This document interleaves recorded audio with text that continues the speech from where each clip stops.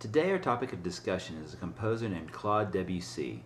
He was born in France in 1862 to a shopkeeper and a seamstress.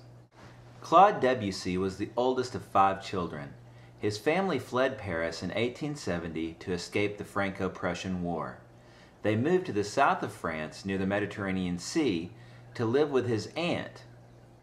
After escaping the war and moving in with his aunt, she began paying for Debussy to take piano lessons from an Italian violinist who lived in town. Claude Debussy started piano lessons when he was 7 years old. He learned quickly, and by the time he was 10, he had been accepted to study at the Paris Conservatory, where he spent the next 11 years. During his time at the conservatory, Claude Debussy proved to be a very talented musician. He studied with some of the best musicians in all of France.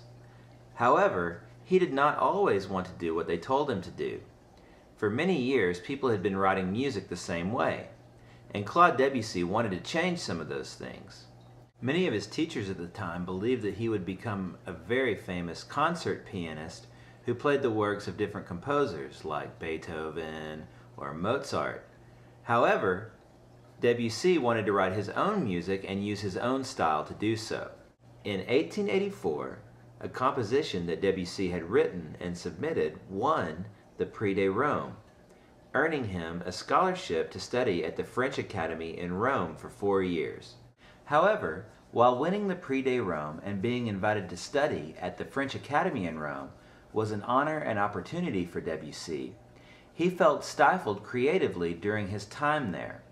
Since the time of Bach, composers had been writing music in basically the same way, and the people at the French Academy at Rome wanted to continue those traditions. However, Debussy had his own ideas about how things should work. One aspect of music that Claude Debussy had new ideas about had to do with the resolution of dissonances in music. A dissonance in music is when something doesn't sound exactly right, kind of like this chord right here. That chord has what's called a tritone in it, these notes right here. Now, previously, most composers would resolve the tritone to this chord. So you have this. And within the whole context of the chord, it sounds like this.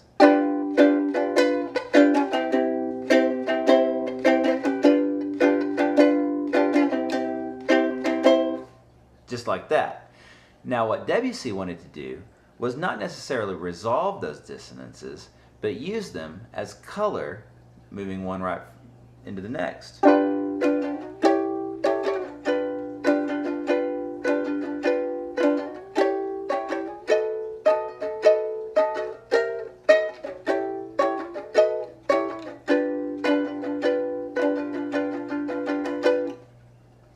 little bit different. So, during his time at the Academy, Debussy didn't really write much new music because he was afraid that it would not meet the approval of his teachers at the Academy. After completing his studies at the French Academy in Rome, Debussy moved back home to Paris. Soon after Debussy moved back to Paris, the Universal Exposition came to his town, and that's the first place he ever saw a Javanese gamelan orchestra. Now, if you've never heard a Javanese gamelan orchestra, it's pretty cool. Now, gamelan in their language means hammers. So they play their instruments with hammers, and it sounds like this.